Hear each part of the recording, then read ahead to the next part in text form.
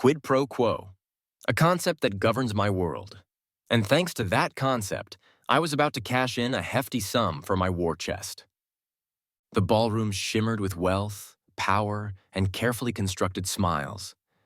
Victoria, radiant in a designer gown, her Hastings family diamonds sparkling under the chandelier's glow, stood by my side, the picture of a supportive political wife. The cameras flashed, capturing our perfect facade for the society pages. Congressman Matthew Grayson, the rising star, and Victoria Hastings, the heiress who lent him her brilliance.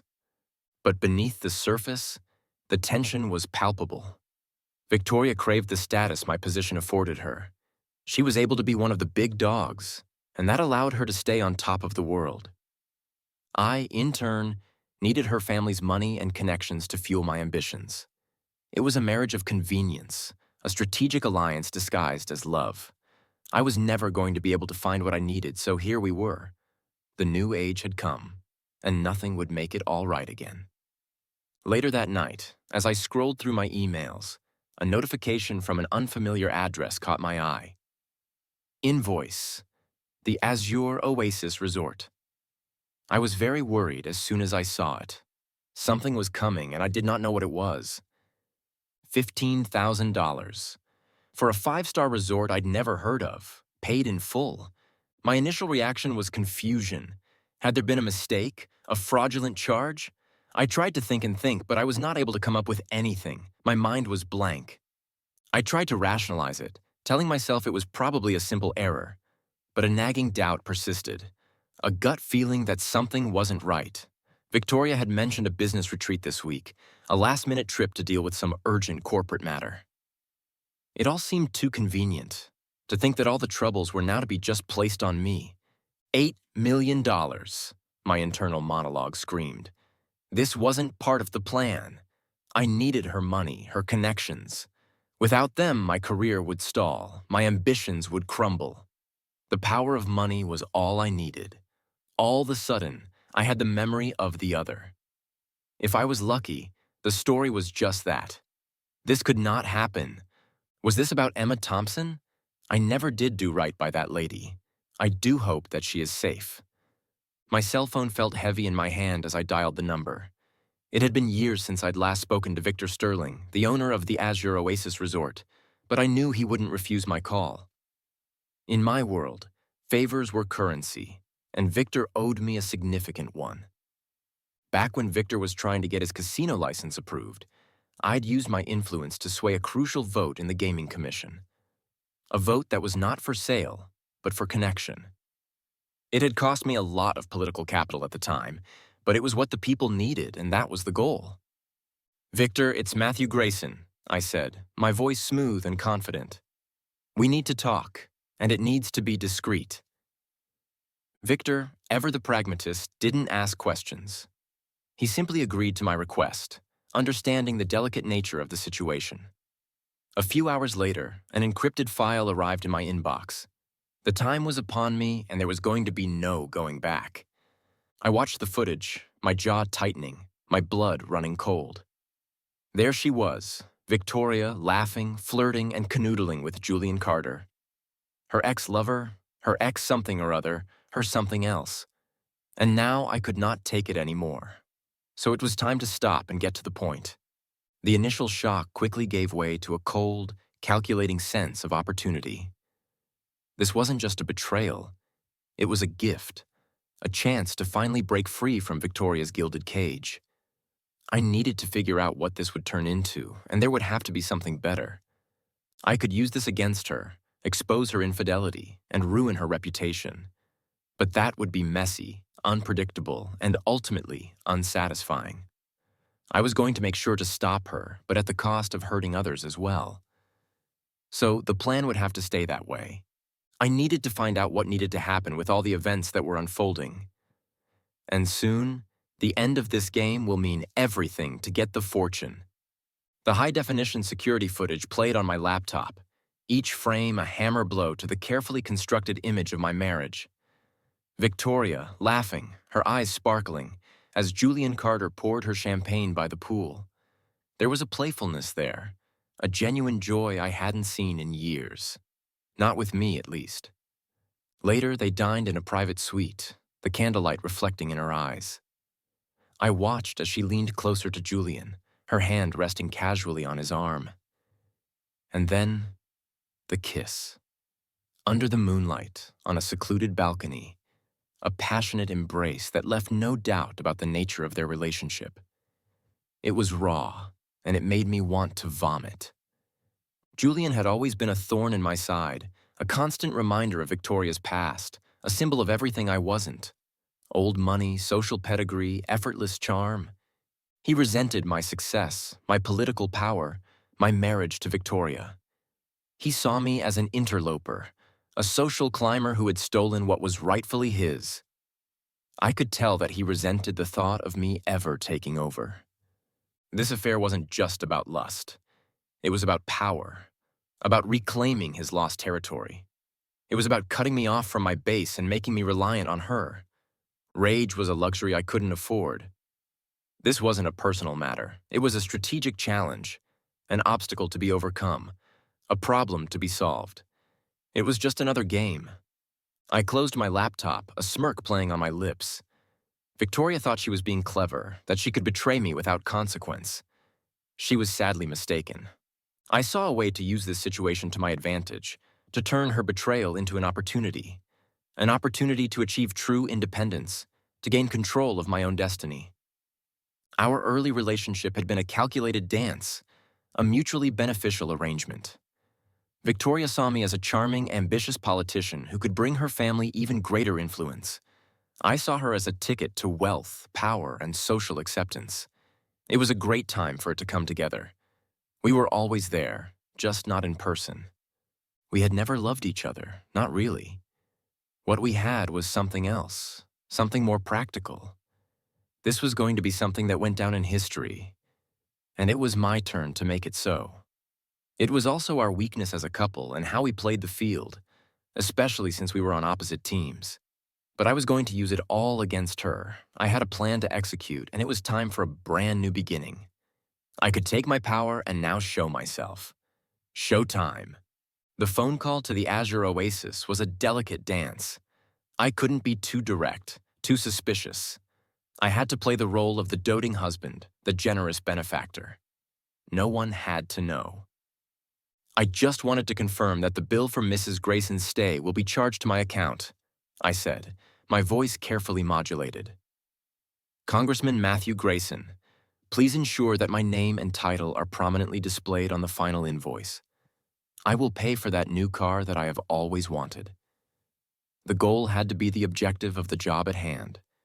The chance for everything had to start there. It all meant something to me. I imagined their faces as the concierge delivered the carefully crafted message. Your husband, Congressman Grayson, has generously covered your stay. Enjoy the rest of your anniversary. The thoughts were racing.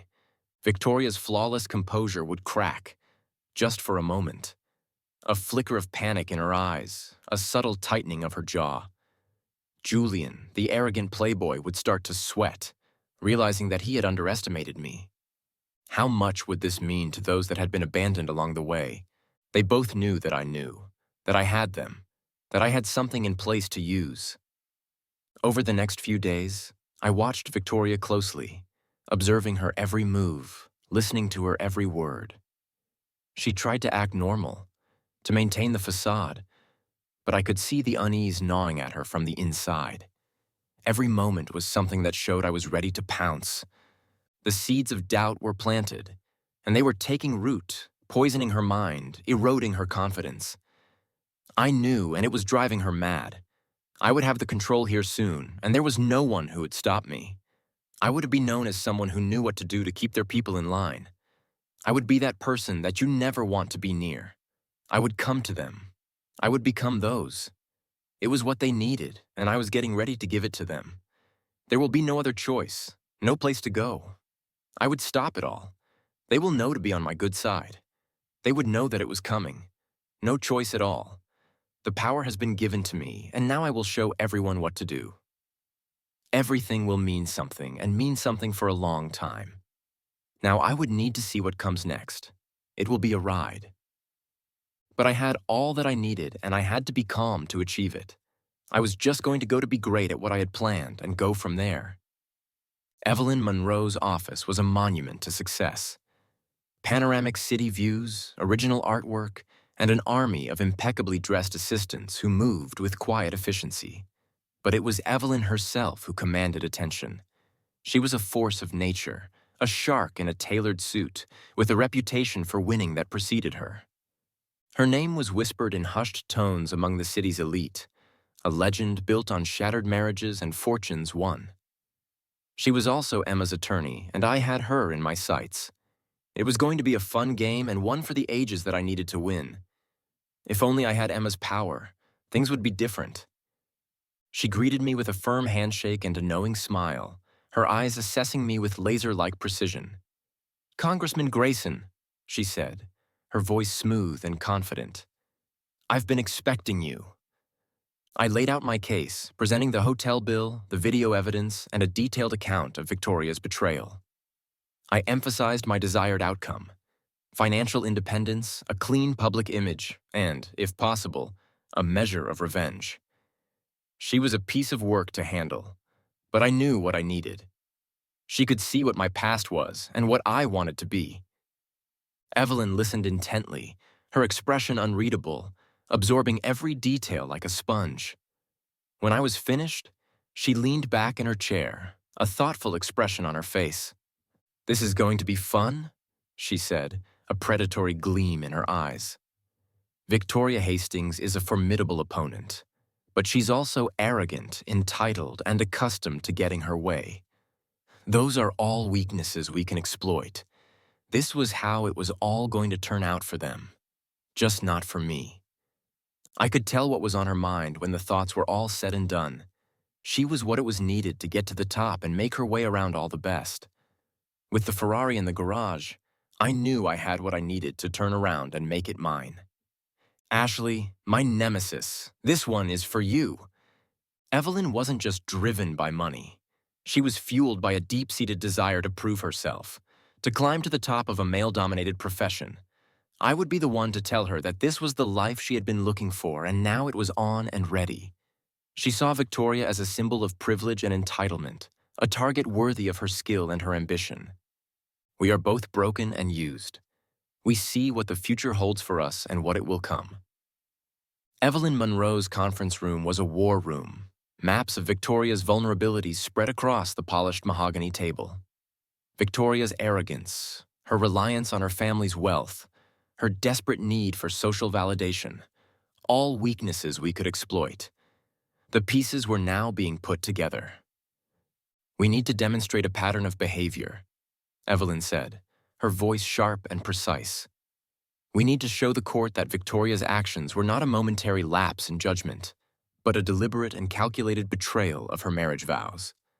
It would have to get worse before it gets better." Evelyn deployed her network of informants, gathering information about Victoria's finances, her family's business dealings, and Julian Carter's background. Nothing was off-limits, and everything needed to be accounted for. I, meanwhile, focused on cultivating allies within the political sphere, subtly discrediting Victoria's reputation, and planting seeds of doubt about her character. This was it. The time had come. Every conversation, every interaction, every email, every text message, meticulously documented, carefully archived. I was creating a paper trail to support my claims of emotional distress, marital discord, and Victoria's complete disregard for my feelings. It was a great way to put everything together and start working. This wasn't just about winning a divorce. It was about controlling the narrative, shaping public perception, and securing my future. Senator Harrison, a powerful figure and a longtime mentor, was a key ally.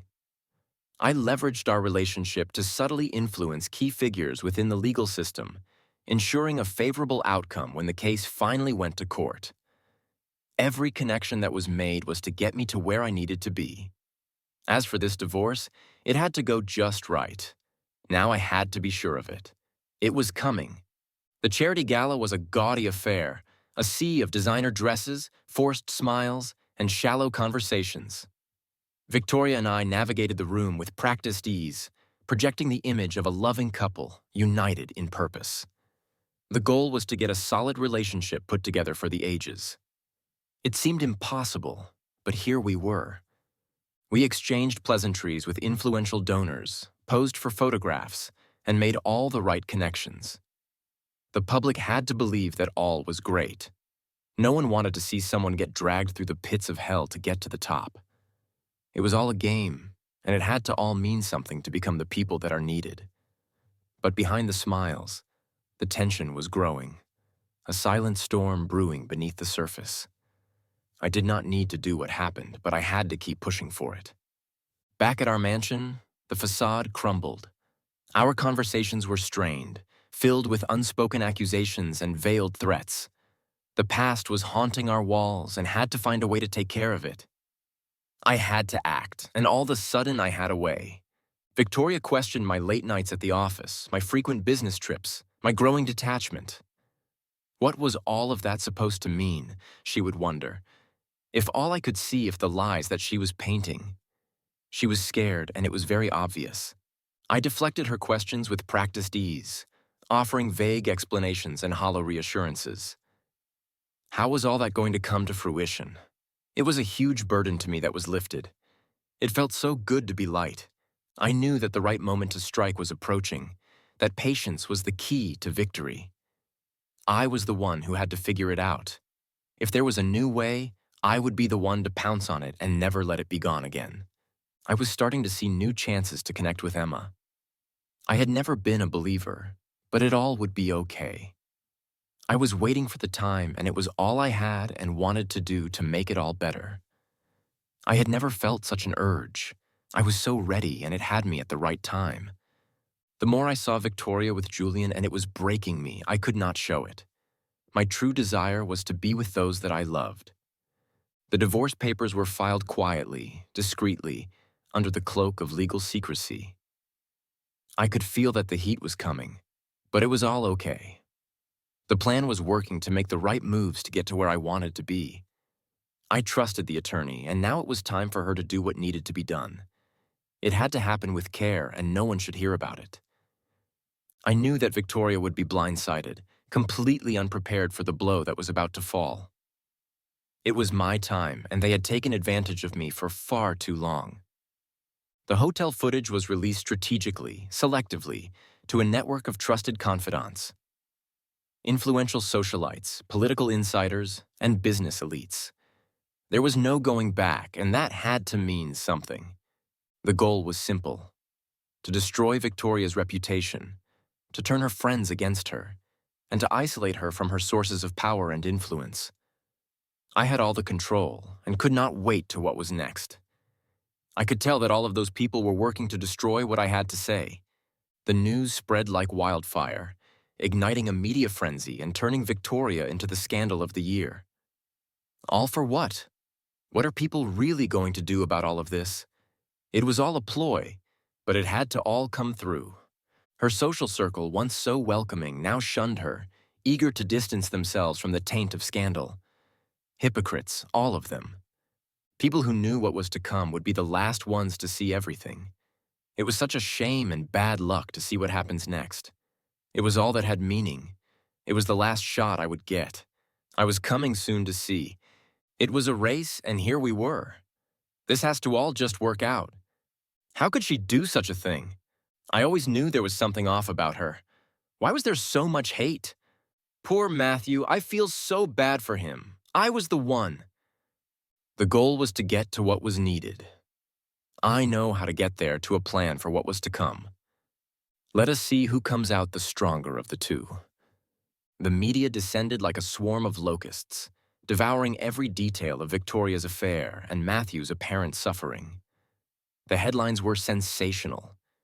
Billionaire heiress caught cheating on congressman husband, and he paid the bill? Victoria Hastings, from society darling to public enemy number one. Congressman Grayson, a victim of love and betrayal? It would have to keep getting worse to turn around. Television news channels broadcasted the hotel footage non-stop, dissecting every kiss, every touch, every stolen glance. Social media exploded with outrage and condemnation. turning Victoria into a pariah overnight. The memes of Ashley and myself would all be here soon. Victoria and Julian found themselves ostracized by their friends, colleagues, and business partners.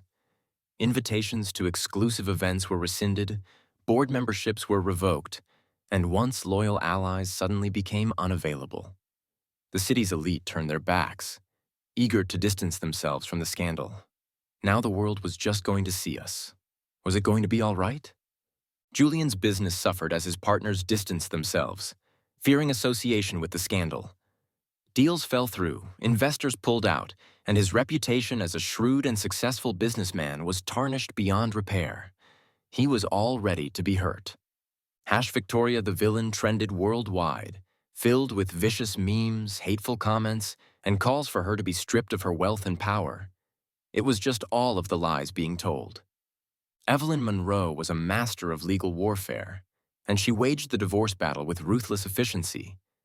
She painted Victoria as a heartless adulteress who had betrayed her husband, humiliated him in public, and caused him irreparable emotional distress. She had all what it would take to make the new people that were to be made. Mrs. Hastings' actions were not a momentary lapse in judgment, Evelyn argued in court. They were a calculated and deliberate attempt to destroy Congressman Grayson's career, his reputation, and his very sense of self-worth. She saw what had happened and did not give it a second glance. The world that it all came from made us who we are, and there was no changing that. Evelyn demanded not just half of Victoria's assets, but also alimony payments, arguing that Victoria's actions had damaged Matthew's career and future earning potential. If there was anything to come, all there has to be is it. The amount that was going to be gained would come to a hill. All of that had to be the new things to look at and follow. Senator Harrison was a powerful ally, and he used his influence to subtly sway Judge Thompson, ensuring that the ruling leaned in Matthew's favor. They were very bad people, and that had to make something wrong.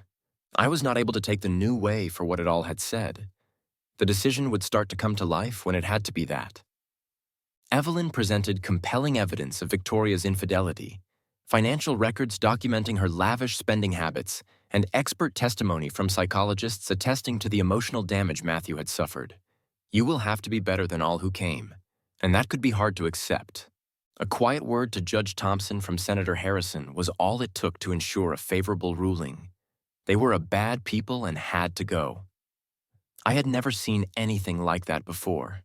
It felt like a chance to work and be better. You know that there would be people there that had been wronged before, and the whole community would be with me. Victoria raged. Her carefully constructed world was crumbling around her, and she couldn't understand it. She was used to getting her way, to controlling every aspect of her life. But now, she was powerless, a pawn in a game she didn't understand. It was what had come. She felt like she had just had what she wanted to do. She called me, screaming, pleading, threatening. She was just a child. Her face was a mask of fury, her eyes burning with hatred. She was ready and knew to let go. What was she supposed to do? Everything was the right thing to do, but nothing had happened to be just that. "You did this to me," she screamed. "You ruined my life. I want to feel it again and again." Julian, the man she had risked everything for, proved to be a coward and a charlatan. He couldn't handle the pressure, the scrutiny, the financial fallout. I knew that he would turn into that. He was nothing but a scared kid. He abandoned her, disappearing without a trace, leaving her to face the consequences of her actions alone. The world had come, and now I had to figure it all out. I am happy that that had happened. In court, Victoria unraveled. She lost her composure. Her carefully constructed facade of sophistication and control shattered into a million pieces. It will take time to heal, and there are all new ways to cope and deal. She screamed at the judge, insulted Evelyn, and accused me of manipulating the system. Her outbursts only served to damage her case further, solidifying my victory. Now everything was set in motion, and it needed to get even better. The goal had to be at hand. As a child, Victoria had been taught that wealth and status were the only things that mattered. She needed to go to a good place and just start over.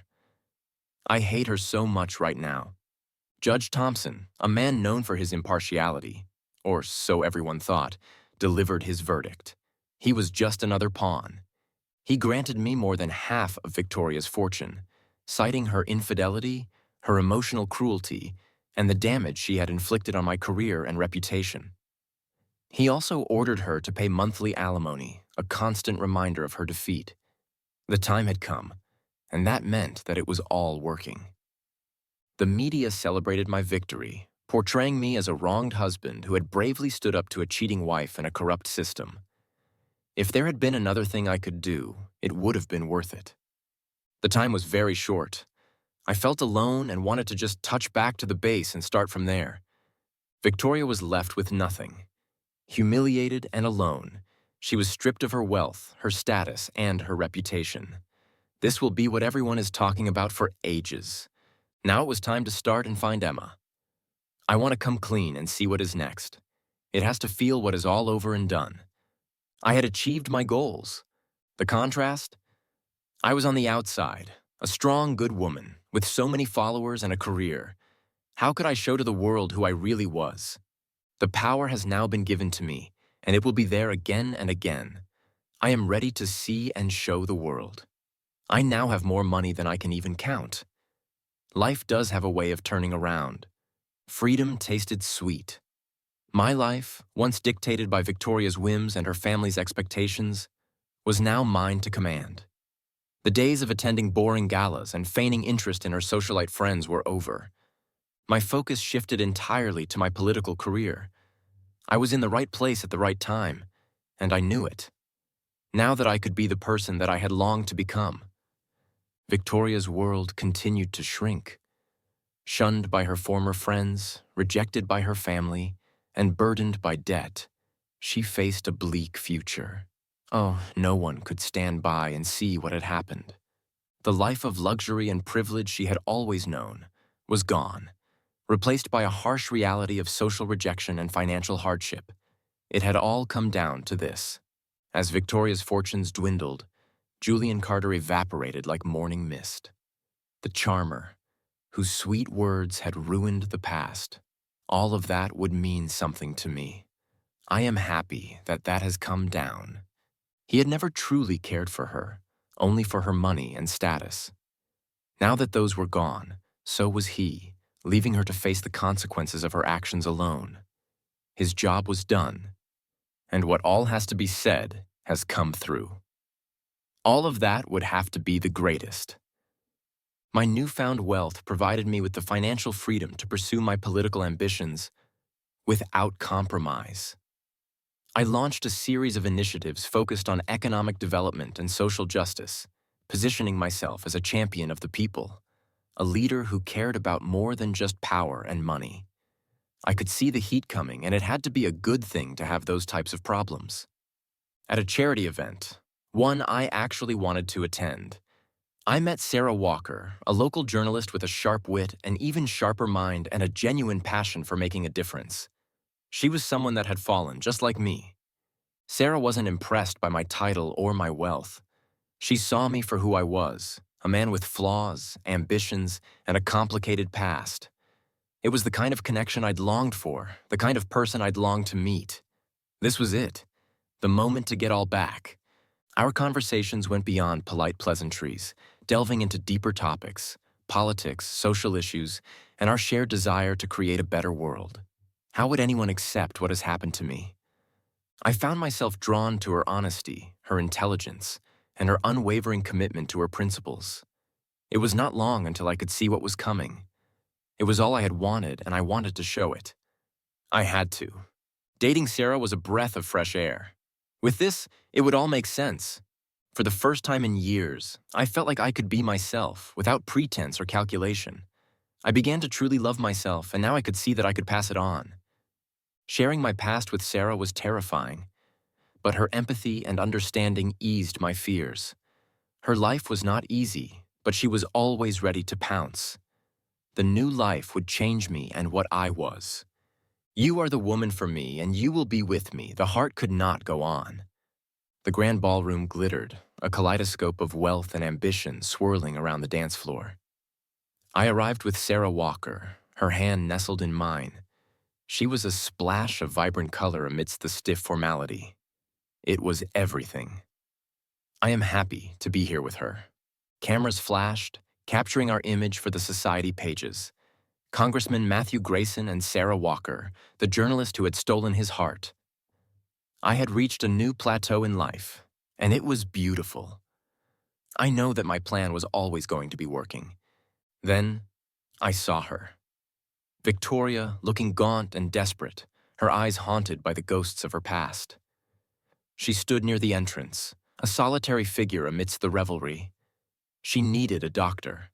I could see the desperation in her eyes, the faint glimmer of hope that I might offer her some solace, some forgiveness. I saw so much joy, and I was with her. This meant something to someone, and that meant it was time to start. Without a word, I simply tightened my grip on Sarah's hand and walked past Victoria, my gaze fixed on the future, not the past. There was something that was on my side, and I could not keep on what has to be said. This may be a mistake. I had to keep this all in mind and see. Victoria, desperate and alone. I, a symbol of success and new beginnings. Months later, I received a frantic call from Victoria. She was desperate, bordering on hysterical. She needed more time, more money. Everything would be okay, and what had happened had to come from it. I met with her at a small cafe, the setting deliberately mundane, a far cry from the opulent restaurants we used to frequent. I did not want the same things, and I wanted something more. "Enjoy paying me every month, Victoria," I said, my voice devoid of emotion. "Think of it as a reminder of the best anniversary gift you ever gave me. The goal has now been received, and it will last me for ages. It was up to what I had to do and get." Then I laid out my offer. I would forgive her remaining debt and release her from her alimony obligations if she used her influence to support a piece of legislation I was championing, a bill that would provide much-needed resources to underprivileged communities. It was a way for her to redeem herself, to use her wealth and connections for good, to finally find a purpose beyond her own selfish desires. Years later, I stood on the steps of the Capitol, surrounded by cheering supporters. My political career had soared, fueled by my passion, my determination, and my unwavering commitment to serving the people. The change had now been done, and the next change will be more people wanting what you have. I was better, and so would all of those that would come after me. Sarah stood by my side, her eyes shining with pride and love.